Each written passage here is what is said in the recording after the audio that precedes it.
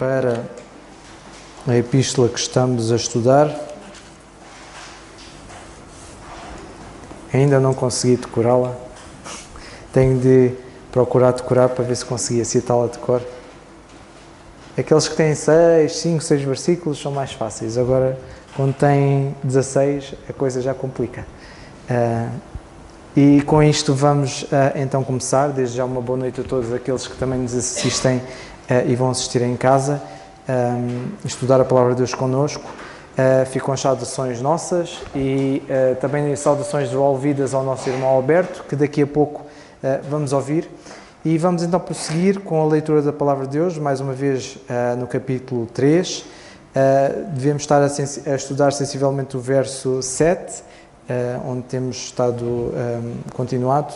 E com isto vamos ler a Palavra de Deus e o verso 1 que começa por dizer: esta é uma palavra fiel. Se alguém deseja o episcopado, excelente obra deseja.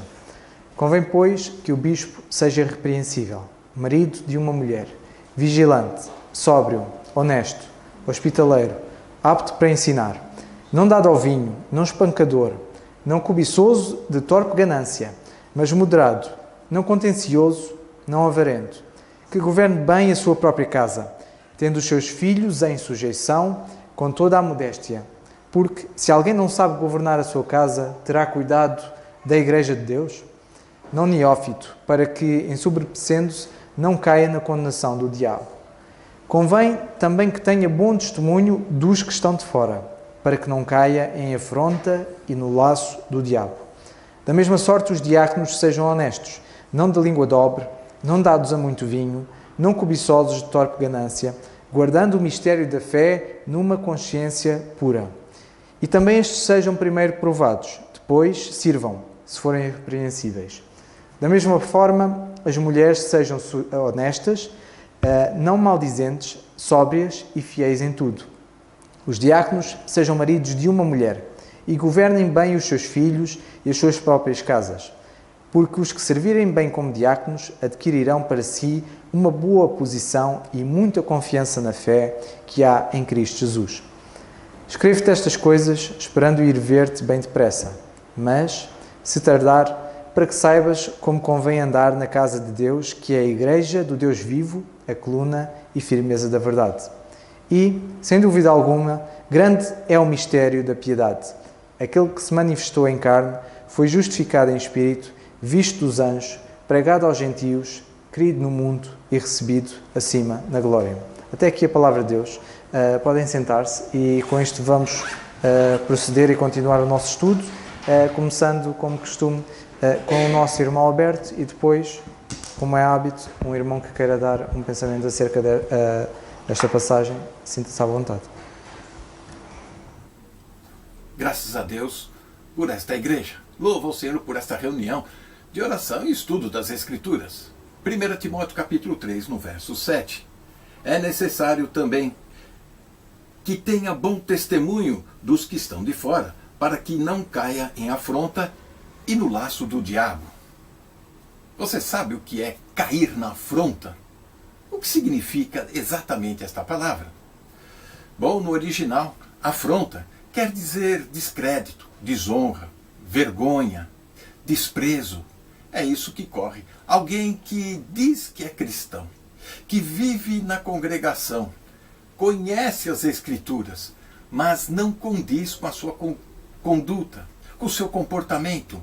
A fé que ele tanto professa não é condizente com a sua vida. Isso leva à afronta. E o que causa isso? Bom, são inúmeras causas, mas vamos destacar algumas importantes para que estejamos atentos também. Uma destas é a insuficiência das Escrituras. Sempre vão recorrer a outros comentaristas, a outros autores que vão explicar a Bíblia diferente e eles vão se afastando das Escrituras e amando mais os escritores. Aqueles que comentam e dizem coisas da fé que parece que agrada ao coração e justifica o seu comportamento. Pior ainda, são pessoas que estão dentro da congregação, da assembleia, mas não conhecem, não dão valor à doutrina que seguem. Você conhece a doutrina que a sua igreja prega? É bom ver isto, para que a sua vida não seja um pé na igreja e um pé no mundo. Estão cheios por aí destas pessoas, desse tipo de crente.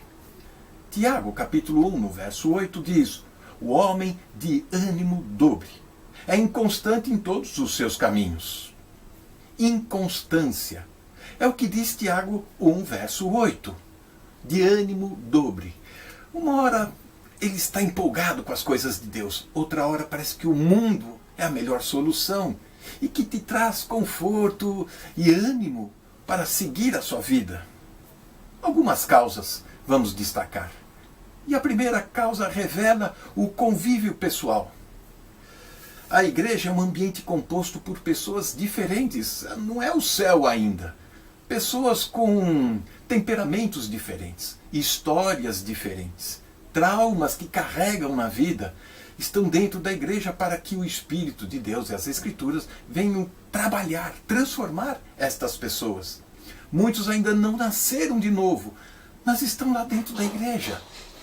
Estas pessoas, muitas vezes, que estão convivendo com outras diferentes, não suportam o tratamento que recebem, não suportam a antipatia de uns ou o desprezo de outros. E o pior ainda, muitas pessoas confiam nos irmãos, mas a fofoca, a crítica, um comentário um pouco ácido, faz com que as pessoas vão se afastando, se retirando.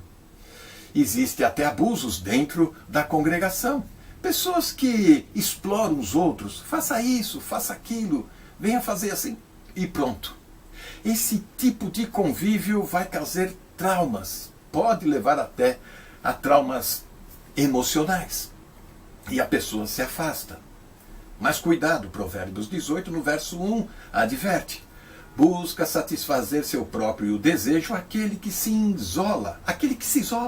Ele se insurge contra toda a sabedoria, porque ele acha que ele é especial, que ele deveria receber melhor atenção de todos. Você é tão defeituoso quanto os outros que estão aí. O seu nariz é tão torto quanto os dos demais que estão dentro da congregação. Portanto, estamos todos dentro do mesmo barco, caminhando na fé. A segunda causa revela a vida particular de cada um de nós. Quando a pessoa se isola, ela se encontra num mundo à parte. E de repente ela começa com amizades duvidosas, começa a andar em lugares questionáveis. E o pior ainda, você pode até reclamar e dizer: mas eu não sou dessas pessoas que andam à procura de pessoas estranhas por aí afora. Fico em casa. Pois é, aí que mora o perigo. Muitas vezes você dentro de casa, com a porta do quarto trancada, navegando na internet, no telemóvel, vai encontrar lugares escusos, lugares de trevas, lugares perigosos onde que você vai cair no laço do diabo, vai cair na armadilha do inimigo. Tenha muito cuidado com isso. Pessoas que caminham desta forma começam a se achar indignas, pecadoras demais, para voltarem à igreja e ao convívio com os irmãos. Tiago, capítulo 4, no verso 8, chegai-vos a Deus, e Ele se chegará a vós outros. Limpai as mãos, pecadores, e vós, de duplo ânimo, purificai os corações. Está aqui novamente, duplo ânimo. Pessoas inconstantes, pessoas que ainda não se aprofundaram nas Escrituras, não conhecem a doutrina da igreja. São pessoas que podem cair na afronta dos que estão de fora, dando um péssimo testemunho. Vamos encontrar a última causa para meditarmos, que são as doutrinas. É o campo teológico que vai revelar esta fraqueza. Hoje vivemos uma ventania de doutrinas. Muitas igrejas e comunidades facilitando a vida do cristão, do crente, com modernidades, com facilidades. E estas pessoas começam a cada vez mais a aceitar ideologias, filosofias, começam a suportar a imoralidade. Muitos até vão chegar a dizer, apresentando-se com capa de sabedoria, mostrando que Deus não sabe o futuro da igreja, que Deus não é soberano e controla a história humana. Mas isso já é teísmo aberto, como coloca a teologia. Isso é muito perigoso. Efésios 4, no verso 14. Para que não sejamos mais meninos inconstantes, levados por todo o vento de doutrina, pelo engano dos homens que com astúcia enganam fraudulosamente. Aqui mais uma vez, inconstantes, meninos, levados por ventos de doutrinas. Não fique só preocupado com o diabo, não. Os homens, na sua pseudo-sabedoria, querem nos afastar de Deus. Muitos que saem da igreja por causa das pessoas, pense um pouco, talvez nunca entraram na igreja por causa do Senhor. Que Deus nos abençoe. Amém.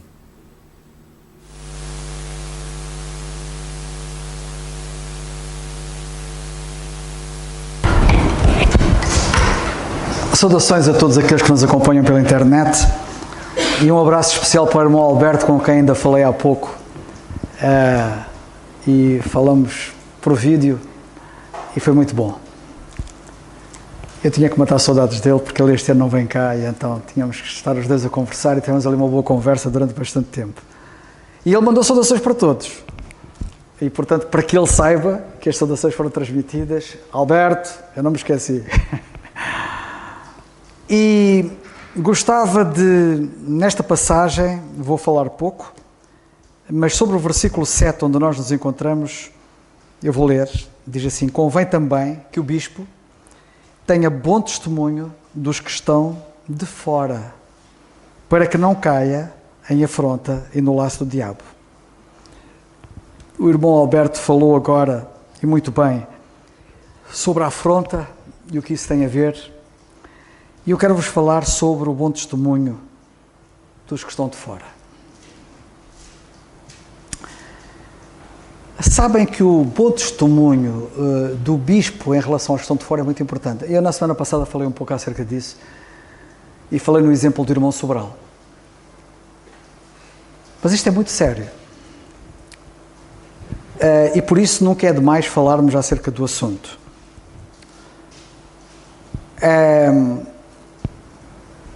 Eu ainda ontem li acerca de um caso de uma rapariga, no Brasil não se diz rapariga, de uma moça que há muitos anos que ela não ia à igreja. Ela tinha ido quando era novita e depois desviou-se e nunca mais foi à igreja.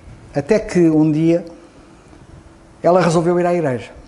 E foi lá a uma igreja e o pregador pregou sobre integridade. A mensagem do pregador era integridade. Curiosamente, ainda ontem falei sobre integridade e espero falar-vos brevemente sobre isso. E acontece que ela estava a trabalhar numa caixa de um supermercado, onde ela recebia os pagamentos dos produtos que as pessoas levavam, e o pastor daquela igreja, ou um pastor daquela igreja, estava na fila, e enquanto estava na fila ia falando com as pessoas e tal, ele tinha visto um produto que dizia que estava em promoção e que custava, segundo o anúncio, 9,99. E ele pensou naquilo, parece que eram uns CDs, ele pensou naquilo, ele gostava muito daquilo e vou levar aquilo, 9,99. Acho que era a única coisa que ele levava. E chegou à caixa, e estava na conversa, porque ele era conhecido ali com várias pessoas e tal, não sei o quê, mas ele pegou no dinheiro, entregou o dinheiro, e nunca mais olhou para aquilo, e a rapariga que estava na caixa deu-lhe o produto, deu-lhe o troco, e ele seguiu sem olhar e foi para o carro. E ele estava com pressa, porque o tempo para ele era muito importante. Quando ele chegou ao carro, ele olhou para o troco e viu que a rapariga, em vez de cobrar 9,99, cobrou 1,99. E ele era assim, eu havia de lá ir agora atrás, outra vez ao supermercado, mas tenho tanta pressa, tenho tanta falta de tempo, mas isto é mais importante, eu tenho que voltar ao supermercado. E ele volta, sai do carro, volta ao supermercado, vai-se pôr outra vez na fila, que já estava grande outra vez, até chegar a vez dele. Chegou ao pé da rapariga e disse assim, olha, eu peço desculpa, mas há bocado eu vim aqui, comprei isto assim, e aquilo está ali em promoção por 9,99 e a menina cobrou-me 1,99 e eu, portanto, venho aqui dizer que quero pagar o resto que me falta pagar porque não é justo. E a rapariga virou-se para ele e disse assim, curioso, no domingo passado eu fui à sua igreja e sentei-me lá no fundo, ninguém notou, estava lá sentado e eu vi a sua mensagem. O senhor pregou sobre integridade e eu pensei cá com os meus botões, será que ele é mesmo íntegro? Ainda gostava de saber se ele será mesmo íntegro como ele pregou. Olha, graças a Deus tenho agora a prova. Atenção ao testemunho dos que estão de fora. Eu podia multiplicar exemplos de situações em que isto é muito importante. Nós temos que fazer jus à nossa fé. É muito importante. Gostava também de dizer que quando o apóstolo Paulo diz isto, ele tinha uma bagagem muito grande de experiência. E sabem que a experiência dele começou logo no princípio, quando ele se converteu. E sabem que quando ele se converteu, o homem que Deus usou na conversão dele era um homem com bom testemunho dos que estão de fora. Porque a Bíblia diz assim, em Atos 22, nos versículos 12 e 13, lemos assim, e um certo Ananias, lembram-se de Ananias? Um certo Ananias, varão piedoso, conforme a lei, que tinha bom testemunho de todos os judeus. Já agora, o que é que as pessoas pensam de mim lá fora? O que é que as pessoas pensam de mim no meu trabalho? O que é que os meus colegas pensam de mim? O que é que as pessoas com quem eu lido, os meus vizinhos, enfim, todo o círculo de pessoas com quem eu lido, o que é que elas pensam de mim? Ele tinha bom testemunho de todos os judeus que ali moravam.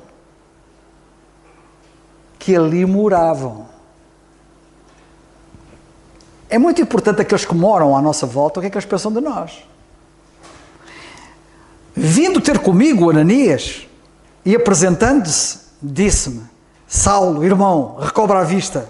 E naquela mesma hora o vi. Quando Paulo relata, sabem que Paulo está a falar da sua conversão. Este episódio, em Atos 22, é o testemunho de Paulo a recordar-se de quando ele se converteu. E ao relatar a sua conversão, Paulo menciona o papel de Ananias, o papel que ele desempenhou. E quem era esta personagem? Era um indivíduo com bom testemunho dos que estavam de fora. As pessoas que têm bom testemunho dos que estão de fora são acutilantes do testemunho que dão. Têm credibilidade. Muita credibilidade. Ele era conhecido por ter um bom testemunho em Damasco. A sua vida era marcada por piedade, um profundo temor a Deus e um grande amor e interesse pelos outros. Só um Ananias, pessoa ilustre na fé desta maneira, é que ia ter com um Saulo assassino. Só um indivíduo que de facto é de Deus e com testemunho destes, é que podia ter até ousadia, coragem de ir ter com um Saulo assassino, de que todos fugiam, que todos tinham medo. A calorosa saudação dele significou muito para Paulo. E Paulo depois certamente que tinha isto em mente quando ele falou aos presbíteros e lhes disse: convém que o bispo tenha bom testemunho dos que estão de fora. E nós devemos seguir o exemplo de Ananias. Mas, atenção, o bom testemunho que nós temos que dar não é só perante os que estão de fora. Nós temos que dar bom testemunho perante os que estão de dentro. Pois. E sabem que, às vezes, o testemunho que damos aos que estão de dentro, às vezes não é muito famoso. É uma boa pergunta que eu tenho que fazer a mim próprio. Qual é o testemunho que eu estou a dar aos que estão de dentro? O que é que eles acham a meu respeito? Sabem que havia uma família, não sei se vocês já ouviram disto, mas isto aconteceu, em que o filho adolescente, ele nem era adolescente, ele tinha 7 anos, ainda era pré-adolescente, um dia virou-se para o pai e para a mãe e disse: porquê que a gente não vai morar para a igreja? Para as instalações da igreja, morarmos lá, vivermos lá. Filho, isso tem algum jeito, isso que estás para aí a dizer, isso não faz sentido. Nem as instalações da igreja têm condições para nos acolher lá. Mas ele insistiu, mas nós devíamos ir morar para as instalações da igreja. E perante tanta insistência do miúdo, o pai perguntou: mas porquê é que tu estás a insistir nisso? E sabe qual foi a resposta do miúdo? Porque é o único lugar onde tu és bom para nós. Porque é o único lugar onde tu não falas mal de ninguém. Porque é o único lugar onde tu abraças a mãe e me beijas. Isto dá para pensar. Qual é o nosso testemunho em relação aos que estão de dentro? Sabem que as pessoas em nossa casa são as pessoas que conhecem-nos melhor. As pessoas na nossa casa, as pessoas com quem vivemos diariamente, permanentemente, são as que nos conhecem melhor. Não dá como enganar. O teste do algodão é em casa.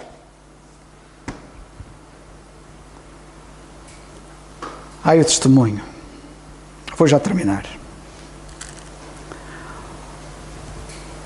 O apóstolo Paulo disse isto. Nesta mesma carta, devemos lá chegar, capítulo 5, versículo 8. Se alguém não tem cuidado dos seus, e principalmente os da sua família, o nosso bom testemunho é em relação aos nossos, que são os nossos irmãos, e principalmente os da nossa família, negou a fé.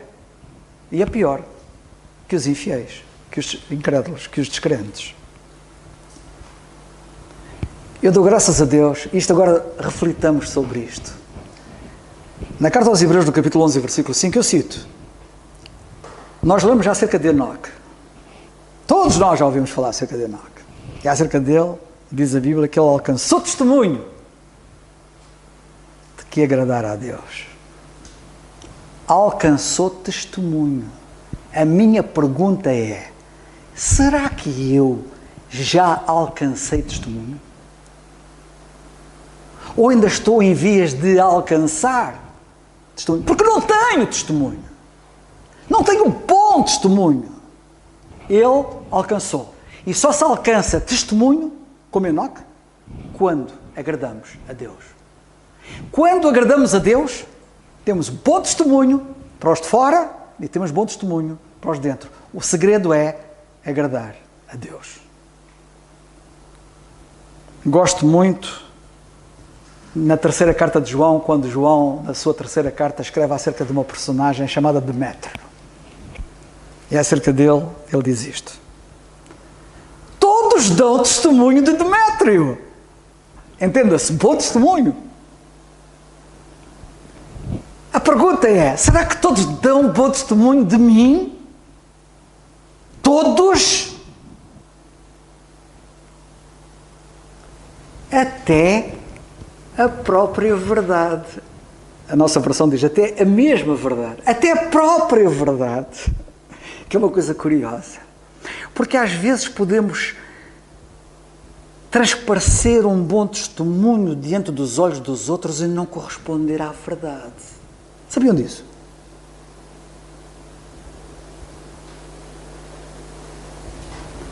Mas ter um bom testemunho até da própria verdade.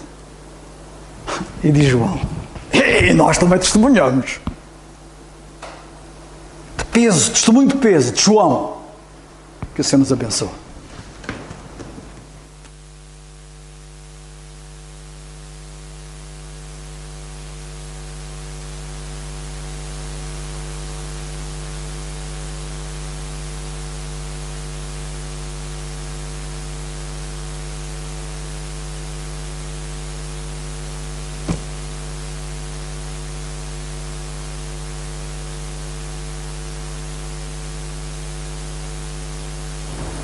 Eu só antes de terminar, queria só rematar. Se os irmãos repararem, a partir do verso 8, já começa a falar da mesma sorte os diáconos, e Paulo começa a dirigir-se aos diáconos. Apesar de ainda não excluir os anciãos, relativamente a pontos de requisitos, este é o último. E é interessante porque, se calhar, é o mais importante deles todos. Ou pelo menos o que tem um mais peso, porque um diácono de facto se calhar até pode ter alguns dos outros pontos, uma boa parte deles, mas se não tiver um bom testemunho, o trabalho ou os requisitos nos outros não servem de nada. Pode servir muito bem, pode quase ser uma pessoa mostrada como vigilante, como sóbrio, como hospitaleiro, como alguém apto para ensinar, pode até não ser dado ao vinho, mas depois se falha em alguma coisa, até governar bem a sua casa, mas se começa a falhar no bom testemunho, ou neste caso o mau testemunho, põe em causa todos os outros. E notemos e lembremos que os anciãos são dos primeiros a darem a imagem e são aqueles a mostrarem que a obra tem de ser excelente. E que o bom testemunho não serve só para eles, serve para outros, até porque há muitas pessoas que saem da igreja, e que já soube de várias pessoas saírem da igreja, que nem sempre era por causa dos anciãos. A responsabilidade deles de facto é muito grande, mas deve ser um lembrete para nós, que nós podemos até todos cumprir cada um destes requisitos, cada um dos homens que aqui está, e ele depois até refere-se depois às mulheres, e cada um de nós pode ser muito bom e ter muita coisa boa, mas se falharmos no testemunho e não tivermos bom testemunho, o resto não serve de nada. E de facto é uma lembrança para nós, e se calhar fica para casa para os irmãos lermos e para lermos todos, alguém que tem um livro inteiro só sobre o testemunho dele, que é o livro de Jó. E se os irmãos lerem, é Deus que começou por dizer e dar a Satanás um bom testemunho de Jó. Porque se nós lermos, e podemos ver, isto também é rápido, e terminamos por aqui, porque no livro de Jó, e nós conhecemos muito bem este livro, ele começa, é interessante porque ele começa com um bom testemunho e acaba com um bom testemunho. E no livro de Jó, logo no primeiro capítulo, tenho aqui uma página colada, ok, logo no primeiro capítulo, o Senhor vira-se para Satanás, no verso, quer dizer, ele, é porque é difícil ler um verso só, porque diz que havia um homem na terra de Uz cujo nome era Jó. Este era um homem sincero, reto e temente a Deus, e desviava-se do mal. Só a partir daqui mostrava que ele dava um bom testemunho. Depois é dito no verso 2 os filhos que ele teve, 10 filhos, 7 filhos e 3 filhas, fala do seu gado, e a partir do verso 4 ele diz que iam os seus filhos, faziam banquetes em casa em cada um nos seus dias, enviavam e convidavam as suas 3 irmãs a comerem e a beberem, e sucedeu que, pois que, tendo decorrido o turno de dias dos seus banquetes, notem agora, enviava Jó, e os santificava, e se levantava de madrugada e oferecia holocaustos, segundo o número de todos eles, porque ele dizia, porventura pecaram os meus filhos e blasfemaram de Deus no seu coração. Assim fazia Jó continuamente. E mais uma vez nós lemos o bom testemunho de Jó. E vindo um dia em que os filhos de Deus vieram apresentar-se perante o Senhor, veio também Satanás entre eles, tentar fazer como o apóstolo Paulo diz, no verso 7 do capítulo que estamos a ler, ver-se Jó caía na afronta e no seu laço. E vindo Satanás, veio também entre eles. Então o Senhor disse a Satanás, de onde veis? E Satanás respondeu ao Senhor e disse de rodear a terra e passear por ela. E notem agora, é o Senhor que diz. Disse o Senhor a Satanás: observaste tu o meu servo Jó? Porque ninguém há na terra semelhante a ele. Que era para, no caso de Satanás não ter visto bem, olha, tens de ver bem. Não há ninguém na terra semelhante a ele. Homem sincero e reto, temente a Deus e desviando-se do mal. E é a partir daqui que depois Satanás tenta contrariar Deus, fazer o seu laço, afrontar. Mas é interessante porque nós começamos a ler este testemunho de Jó, e fica ao trabalho de casa de lermos, se calhar todos, ou revermos o estudo que o David fez acerca deste livro, e vermos o testemunho de Jó, como ele começa e como acaba. E isto, que seja uma lição para nós, esta passagem e tudo o que ouvimos até aqui, desde os testemunhos que ouvimos a semana passada da parte do nosso irmão Carlos, e agora os exemplos, e também da parte do irmão Alberto, e que seja uma responsabilidade nossa nós começarmos por dar um bom testemunho a Deus e depois darmos um bom testemunho aos de dentro e aos que estão de fora. Que o Senhor nos ajude e nos abençoe. Vamos então terminar com oração e vamos então ficar de pé quem puder.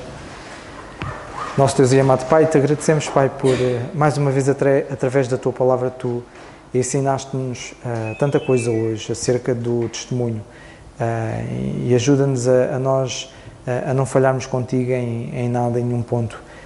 Queremos agradar-te, queremos dar bom testemunho de Ti, e ser um bom testemunho para os que estão de fora e para os nossos. E ajuda-nos de facto a sermos íntegros, a sermos humildes, genuínos e sinceros, e focados em Ti. Ajuda-nos neste crescimento para crescermos para Ti, para que não ponhamos em causa o Teu bom nome, e o nome do Senhor Jesus Cristo não seja tido em vão, nem seja blasfemado por causa de uma atitude ou palavra nossa.